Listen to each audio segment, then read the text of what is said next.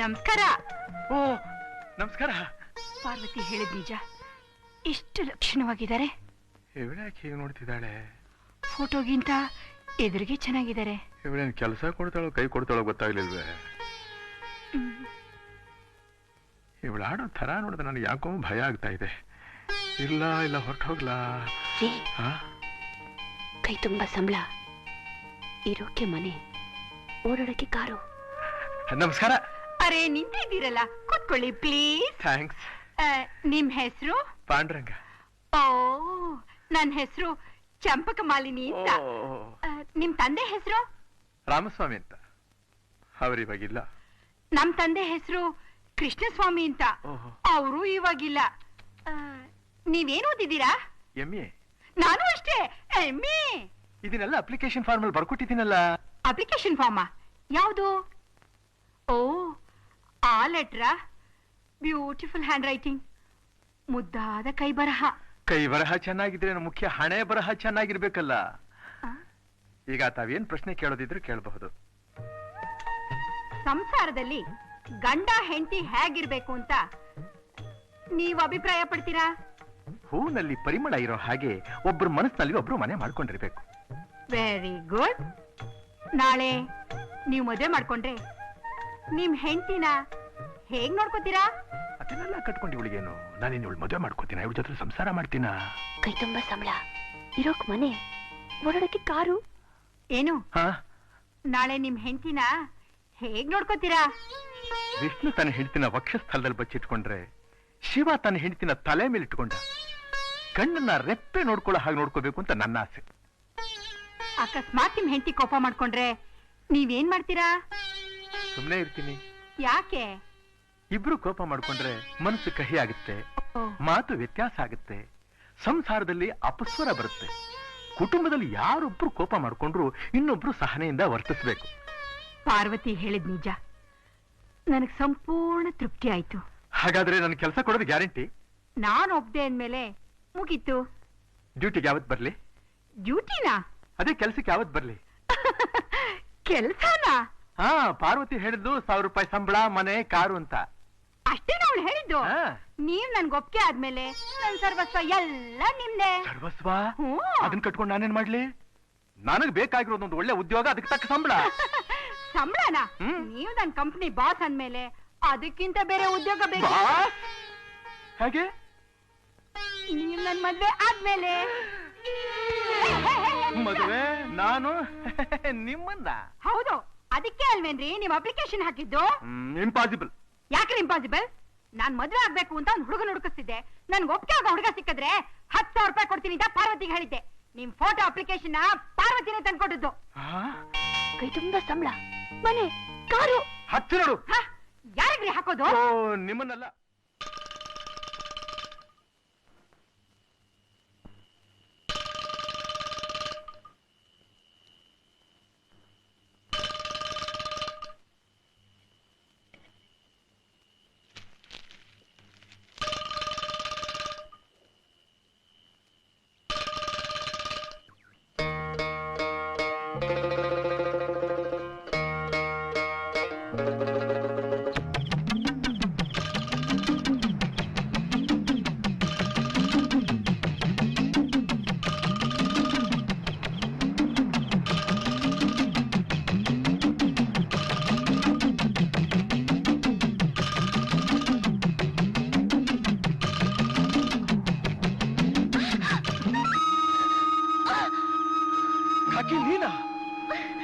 ಕಾಕಿ ಏನಿಟ್ಕೊಂಡು ಹೋಗ್ತಾ ಇದ್ದೀನಿ ಮುತ್ರ ಕಾಕಿ.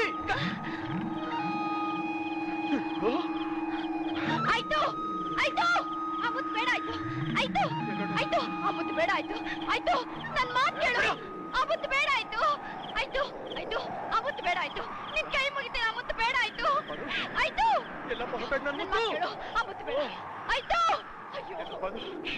ಆಯ್ತು, ಆ ಮುತ್ತು ಬೇಡ. ಆಯ್ತು, ನಿನ್ ತಮ್ಮ ಅಂತೀನಿ. ಆ ಮುತ್ತು ಬೇಡ. ಆಯ್ತು ಬಾ. ಆಯ್ತು ಬಾ. ಆಯ್ತು.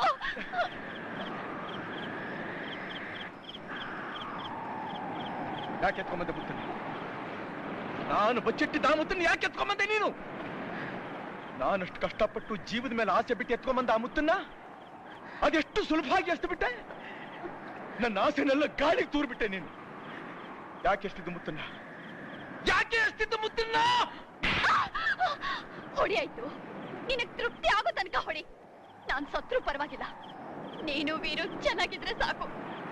ಆಯ್ತು, ನಿಜ ಹೇಳು, ಆ ಮುತ್ತು ಸಿಕ್ತಾಗಿಂದ ನೀನ್ ಸುಖವಾಗಿದ್ಯಾ?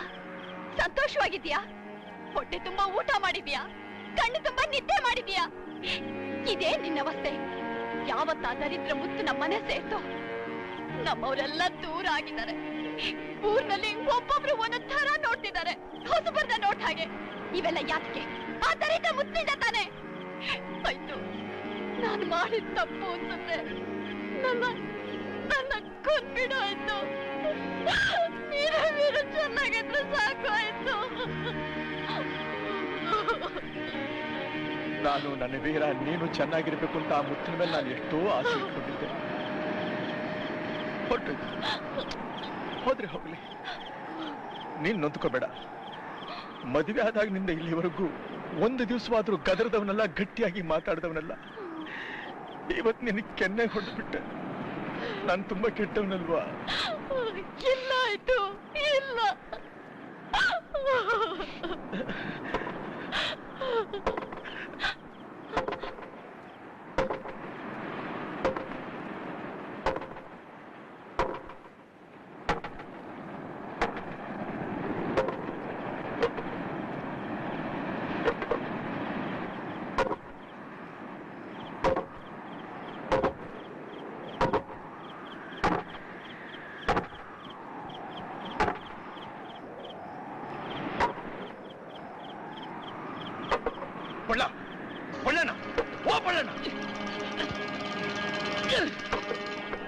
ಏನ್ ಮಾಡ್ತಾ ಇದ್ದೀನಿ? ನಿನಗೆ ನನ್ನ ತಲೆಗೆಲ್ಲ ಕೆಟ್ಟಿದ್ಯಾ? ಅಯ್ಯೋ, ದೋಣಿ ನಮ್ಮ ದೇವರು, ನಿತ್ಯ ನಮ್ಮನ್ನ ಸಮುದ್ರಕ್ಕೆ ಹೊತ್ಕೊಂಡು ಹೋಗೋ ಬಂಧು, ಮುತ್ತು ಹುಡುಕೋ ಕೆಲಸಕ್ಕೆ ಸಹಾಯ ಮಾಡೋ ತಂದೆ. ಇದನ್ನು ಹೊಡೆಯೋದು ಒಂದೇ, ನಮ್ಮ ಹೊಟ್ಟೆ ಮೇಲೆ ಹೊಡೆಯೋದು ಒಂದೇ. ಅಲ್ಲ ಇದ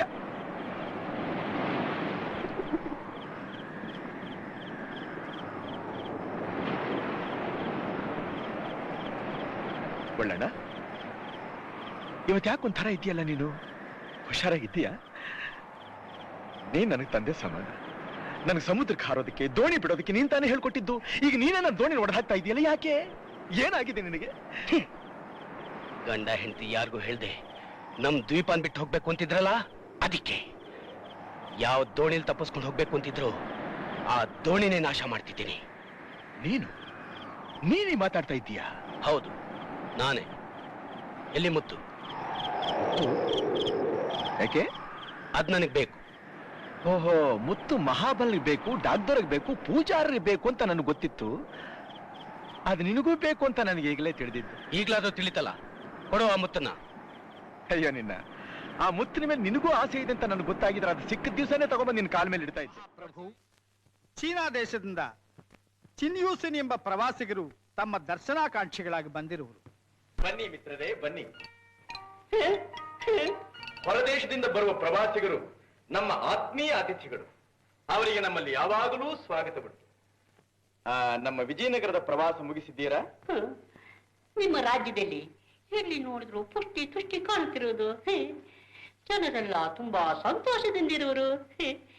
ಎಲ್ಲಿ ನೋಡಿದ್ರು ಭವ್ಯವಾದ ಅರಮನೆಗಳೇ ಮತ್ತು ರಾಜಬೀದಿಗಳಲ್ಲಿ ಅಸಂಖ್ಯಾತವಾದಂತಹ ವಜ್ರ ವೈಢೂರ್ಯಗಳನ್ನು ರಾಶಿ ಹಾಕಿಕೊಂಡು ವರ್ತಕರು ವ್ಯಾಪಾರ ಮಾಡುತ್ತಿರುವರು.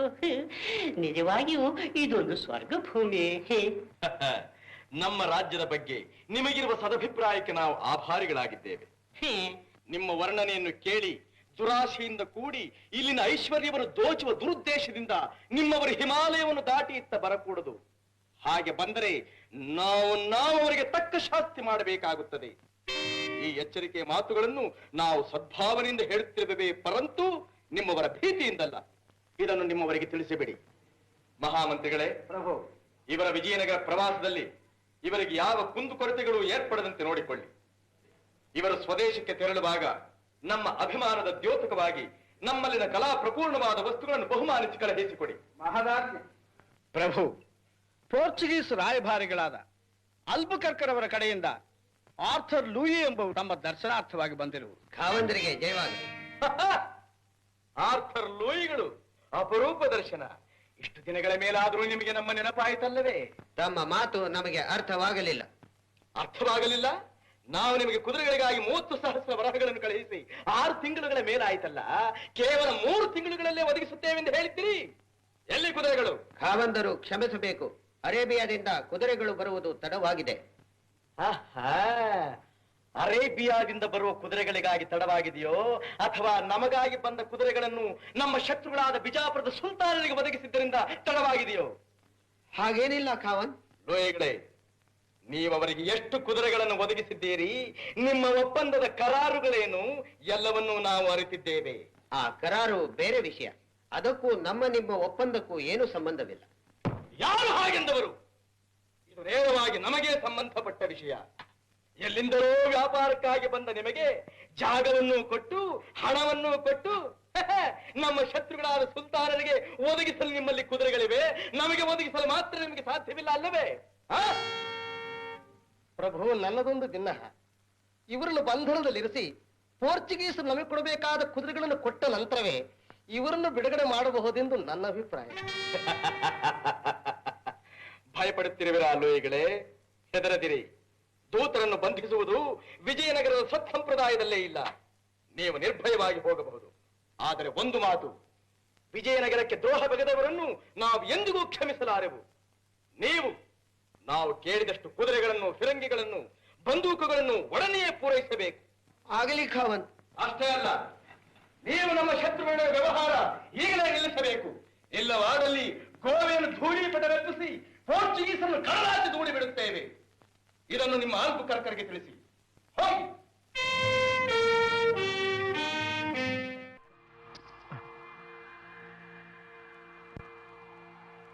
Thank you mister Sridhar. ನೀವು ಮಾಡಿರೋ ತಪ್ಪನ್ನ ನೀವೇ ಒಪ್ಪಿಕೊಂಡು ಹೇಳಿಕೆ ಕೊಟ್ಟದಕ್ಕೋಸ್ಕರ ತುಂಬಾ ಧನ್ಯವಾದಗಳು. ನಿಮ್ಮ ಬಾಯಿನಿಂದ ಈ ಸತ್ಯನ ಹೊರಡಿಸೋದಕ್ಕೋಸ್ಕರ ನನ್ನ ಮಗನ ಪ್ರಾಣನ ಒತ್ತೆ ಇಡಬೇಕಾಗಿ ಬಂತು. ಏನು? ಇವನು ನಿಮ್ಮ ಮಗನ? ಹೌದು, ಇವನು ನನ್ನ ಮಗ. ಈಗ ನೀವು ನನ್ನ ಅತಿಥಿ. ಆಸ್ತಿಗೋಸ್ಕರ ಸ್ವಂತ ತಮ್ಮನ್ನ ಕೊಲೆ ಮಾಡೋದ ಅಪರಾಧಕ್ಕಾಗಿ ನಿಮ್ಮನ್ನ ಅರೆಸ್ಟ್ ಮಾಡ್ತಾ ಇದ್ದೀನಿ. ಬನ್ನಿ ನನ್ನ ಜೊತೆಗೆ.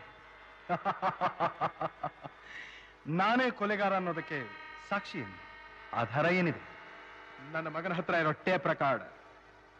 ಮಿಸ್ಟರ್ ಶ್ರೀಧರ್, ನಾನು ಹಿಂದೆ ಗೋವಾದಲ್ಲಿದ್ದಾಗ ಸತ್ತೋದ ನಿಮ್ಮ ತಮ್ಮನ್ನ, ನಿಮ್ಮ ಚಿಕ್ಕಮ್ಮನ್ನ ಒಂದು ಬಟ್ಟೆ ಅಂಗಡಿನಲ್ಲಿ ನೋಡಿದ್ದೆ. ನನ್ನ ಕಣ್ಣನ್ನೇ ನಾನು ನಂಬೋಕ್ಕಾಗಲಿಲ್ಲ.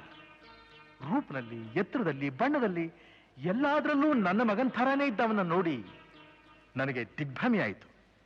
ಕೆಲವು ದಿವಸಗಳಲ್ಲೇ ಅವನು ಸತ್ತೋದ ಅಂತ ಸಮಾಚಾರ ಬಂತು. ಆ ಸುದ್ದಿ ತಿಳಿದ ತಕ್ಷಣ ನನಗೆ ಆಶ್ಚರ್ಯ, ದುಃಖ ಹಾಗೂ ಅನುಮಾನ. ಯಾವಾಗ ಅನುಮಾನ ಬಂತೋ ಆ ಊರಿನಿಂದ ಈ ಊರಿಗೆ ವರ್ಗ ಮಾಡಿಸ್ಕೊಂಬಂತು. ಇಲ್ಲಿಗೆ ಬಂದ ಮೇಲೆ ಗೊತ್ತಾಯ್ತು, ಈ ಹುಡುಗನ ಸಾವಿನಿಂದ ಯಾರಿಗೆ ಲಾಭ? ನಿಮಗೆ.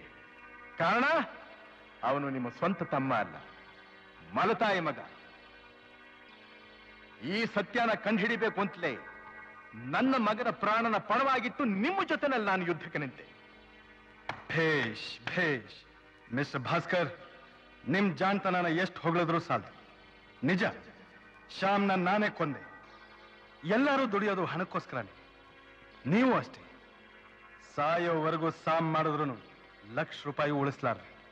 ನೀವು ಕೇಳಿದಷ್ಟು ಹಣ ಕೊಡ್ತೀನಿ. ಈ ನಾಟಕ ಇಲ್ಲಿಗೆ ನಿಲ್ಲಿಸ್ಬಿಡಿ. ನಿಲ್ಸೋಲ್ಲ ಅಂದ್ರೆ ನೀವು ನಿಮ್ಮ ಮಗ ಇಬ್ರು ಉಳಿಯೋದಿಲ್ಲ. ಎಷ್ಟು ಕೊಡ್ತೀರಿ? 5 ಲಕ್ಷ. ಇಷ್ಟ ನನ್ನ ಕಷ್ಟಕ್ಕೆ?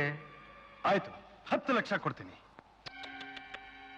ಈ ಐಡಿಯಾ ನಾನು ಮೊದಲೇ ಹೊಳೆದಿದ್ರೆ ನನ್ನ ಮಗನ ಇಷ್ಟೆಲ್ಲ ತಾಪತ್ರಯ ಗುರಿಪಡಿಸ್ತಾ ಇರ್ಲಿಲ್ಲ, ನನ್ನ ಹೆಂಡತಿಗೆ ನಾನು ಇಷ್ಟು ಸಂಕಟನೂ ಕೊಡ್ತಾ ಇರ್ಲಿಲ್ಲ. ಆಲ್ ರೈಟ್, ಬನ್ನಿ ನನ್ನ ಜೊತೆ ಮನೆಗೆ. ಕ್ಯಾಶ್ ಕೊಡ್ತೀನಿ. ಹೇಳಪ್ಪ, ಎಲ್ಲ ರೆಕಾರ್ಡ್ ಮಾಡ್ಕೋತಾ ಇದೀಯ ತಾನೇ? ಎಲ್ಲ ರೆಕಾರ್ಡ್ ಆಗ್ತಿದೆ ಡ್ಯಾಡಿ. ಇದು ಮಿಸ್ಟರ್ ಶ್ರೀಧರ್, ಎಂಜಲ್ಗೆ ಆಸೆ ಪಡೋದು ನಾಯಿ. ನಿಜವಾದ ಮನುಷ್ಯತ್ವ ಇರೋನು ಪರಧನಕ್ಕೆ ಯಾವತ್ತೂ ಆಸೆ ಪಡೋದಿಲ್ಲ. ಹೇಸಿಗೆಗೆ ಬಾಯಿ ಹಾಕೋದು ಹಂದಿ. ನಿಮ್ಮ ಹಾಗೆ ನಾನು ಎಂಜಲ್ ತಿನ್ನೋ ನಾಯಿನೂ ಅಲ್ಲ, ಹೇಸಿಗೆಗೆ ಬಾಯಿ ಹಾಕೋ ಹಂದಿನೂ ಅಲ್ಲ. Come on!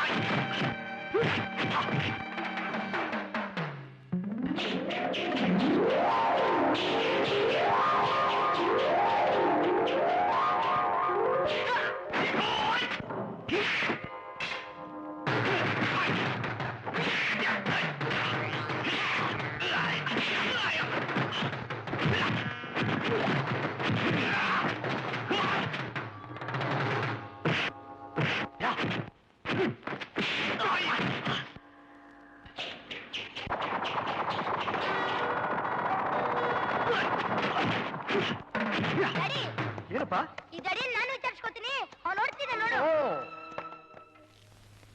ಇವರಾನ ಎದುರು ಪಕ್ಷದ ನ್ಯಾಯವಾದಿಗಳು ಬುಲೆಟ್ ಟ್ರಾನ್ಸ್ಪೋರ್ಟ್ ಕಂಪನಿ ಶೀಘ್ರವಾಗಿ ವಸ್ತುಗಳನ್ನ ಸಾಗಿಸೋದಕ್ಕಿದೆಯೇ ಹೊರತು ಹತ್ಯೆ ಮಾಡೋದಕ್ಕಲ್ಲ ಅಂತ ವಿವರಣೆ ಹೇಳಿದ್ರು. ತುಂಬಾ ಸಂತೋಷ. ಕಳೆದ 2 ವರ್ಷಗಳಲ್ಲಿ ದೇಶದ ನಾನಾ ಕಡೆ ಈ ಲಾರಿಗಳಿಂದ 22 ಅಪಘಾತಗಳು ನಡೆದಿವೆ. ಈ ಮಾಡರ್ನ್ ಟ್ರಕ್ ಕಂಪನಿಯವರು ಗುಟ್ಟಾಗಿ ಕ್ವಾಲಿಟಿ ಟೆಸ್ಟ್ ಮಾಡಿಸಿದಾಗ ಬ್ರೇಕ್ ಲೈನ್ ಸರಿಯಾಗಿದೆ ಅಂತಾನು, ವೇಗವಾಗಿ ಹೋಗುವಾಗ ಬ್ರೇಕ್ ಅನ್ನ ಒತ್ತಿದ್ರೆ ಟ್ರಕ್ 2 ಅಡಿ ಎಡಕ್ಕೆ ಚಿಮ್ಮುತ್ತೆ ಅಂತಾನು ರಿಪೋರ್ಟ್ ಬಂತು. ಇಂಥದ್ದೇ 1000 ಲಾರಿ ಇರೋ ಕಂಪನಿ ಅದಕ್ಕೇನು ಆಕ್ಷನ್ ತಗೊಂಡು? ರಿಪೋರ್ಟ್ ನ ಮ್ಯಾನೇಜ್ಮೆಂಟ್ ಸೇಫ್ ನಲ್ಲಿ ಗುಟ್ಟಾಗಿಡ್ತು, ಬೀಗ ಹಾಕ್ತು. ಯಾಕೆ? ಈ ಲಾರಿಗಳನ್ನ ತಯಾರು ಮಾಡ್ತಾ ಇರೋ ಕಂಪನಿನೇ ಅವರದು. ಈಗಾಗಲೇ ರಸ್ತೆಯಲ್ಲಿ ಓಡಾಡ್ತಾ ಇರೋ ಲಾರಿಗಳ ಅವಸ್ಥೆ ಹೀಗಿದೆ ಅಂತ ಪ್ರಚಾರ ಆದ್ರೆ ಕಂಪನಿ ಕೆಟ್ಟ ಹೆಸರು ಬರುತ್ತೆ ಅಂತ. ಇವರಾನ ಇದು ಆ ವರದಿ. ಇವರಾನ ಈ ದಾಖಲೆಗಳು ಹ್ಯಾಕ್ ಸಿಕ್ತು ಅಂತ ಅನ್ನೋದನ್ನ ನಾನು ತಿಳ್ಕೋಬೇಕು. ಕಳ್ತನ ಮಾಡುತ್ತೆ. ಅದಕ್ಕೆ ಬೇಕಾದ್ರೆ ಕಂಪನಿ ನನ್ನ ಮೇಲೆ ಥೆಫ್ಟ್ ಕೇಸ್ ಹಾಕಲಿ, ತಾವೇ ವಾದ ಮಾಡಿ. ಇವರಾನ ಶಶಿರೇಖೆ ಯಾರು? ಅವಳು ಏನಾಗಿದ್ಲು? ಈಗ ಏನಾಗಿದ್ದಾಳೆ? ಯಾಕಿಷ್ಟೊಂದು ಹಣ ಪರಿಹಾರ ಕೇಳ್ತಾ ಇದ್ದಾಳೆ ಅನ್ನೋದನ್ನ ಸ್ಪಷ್ಟವಾಗಿ ತಿಳಿಸ್ತಾ ಇದ್ರೆ ನ್ಯಾಯಾಲಯ ಯಾವ ರೀತಿಯಲ್ಲೂ ಸಹಾಯ ಮಾಡಲಾರದು. ಅದಕ್ಕೋಸ್ಕರ ಒಂದು ವಿಡಿಯೋ ಕ್ಯಾಸೆಟ್ ತೋರಿಸೋದಕ್ಕೆ ನನಗೆ ಅವಕಾಶ ಕೊಡಬೇಕು. ಪ್ರೊಸೀಡ್.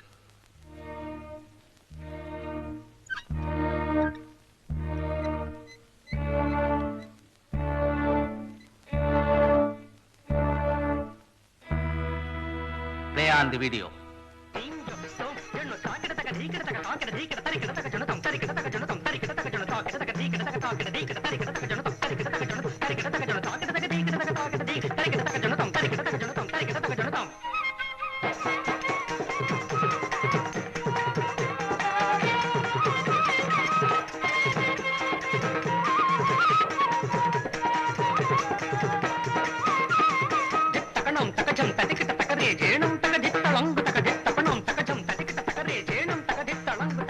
ಬಡತನದಲ್ಲಿರುವ ಹೆಣ್ಣಾದರೂ ಶಶಿರೇಖೆ ಸಹಜ ಸುಂದರಿ, ಚೆಲುವೆ, ಸೌಂದರ್ಯ ಸ್ಪರ್ಧೆಯಲ್ಲಿ ಸೌಂದರ್ಯ ರಾಣಿ ಅಂತ ಬಿರುದು ಪಡೆದವಳು.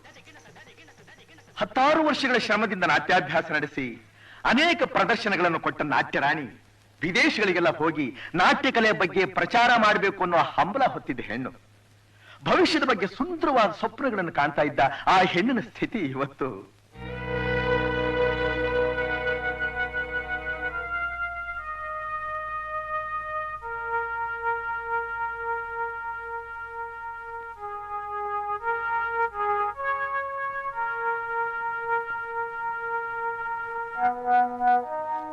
ಇವರಾನ ಇದು ಇವತ್ತಿ ಹೆಣ್ಣಿನ ಸ್ಥಿತಿ.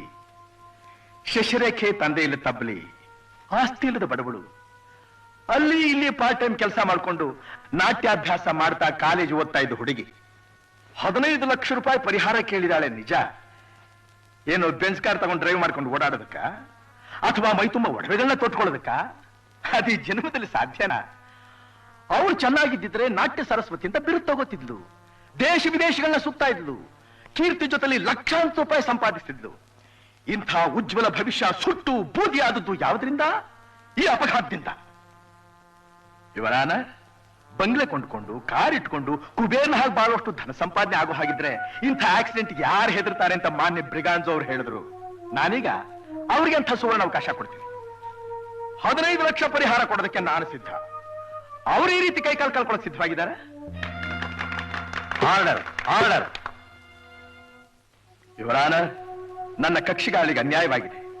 ಆಕೆ ಜೀವಂತ ಹೆಣವಾಗಿ ಬದುಕಬೇಕಾಗಿದೆ. ಈ ಸ್ಥಿತಿಲಿರೋ ಅವಳನ್ನ ಯಾರು ಮದುವೆ ಮಾಡ್ಕೋತಾರೆ, ಯಾರು ಕಾಪಾಡ್ತಾರೆ, ಯಾರು ನೋಡ್ಕೋತಾರೆ? ವಯಸ್ಸಾದ ತಾಯಿನೂ ಕಣ್ಣು ಮುಚ್ಕೊಂಡ್ರೆ ಆಕೆಗೆ ನೀರು ಕೊಡೋದಕ್ಕಾದ್ರೂ ಯಾರಿರ್ತಾರೆ? ಆಕೆನ ಅಕ್ರೆಯಿಂದ ನೋಡ್ಕೊಳ್ಳೋದಕ್ಕೆ, ಸೇವೆ ಮಾಡೋದಕ್ಕೆ ಆಳುಗಳ ಅವಶ್ಯಕತೆ ಇದೆ.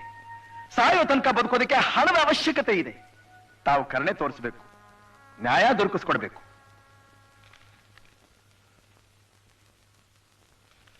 ಈ ಮೊಕದ್ದಮೆಯನ್ನು ಪರಿಶೀಲಿಸಿದ ಮೇಲೆ, ವಾದ ವಿವಾದಗಳನ್ನು ಕೇಳಿ ವಿಮರ್ಶಿಸಿದ ಮೇಲೆ ಬುಲೆಟ್ ಟ್ರಾನ್ಸ್ಪೋರ್ಟ್ ಕಂಪನಿಯವರು ಶಶಿರೇಖಳಿಗೆ 15 ಲಕ್ಷ ರೂಪಾಯಿಗಳನ್ನು ಪರಿಹಾರ ಧನವಾಗಿ ಕೊಡಲೇಬೇಕೆಂದು ನ್ಯಾಯಾಲಯವು ತೀರ್ಪನ್ನು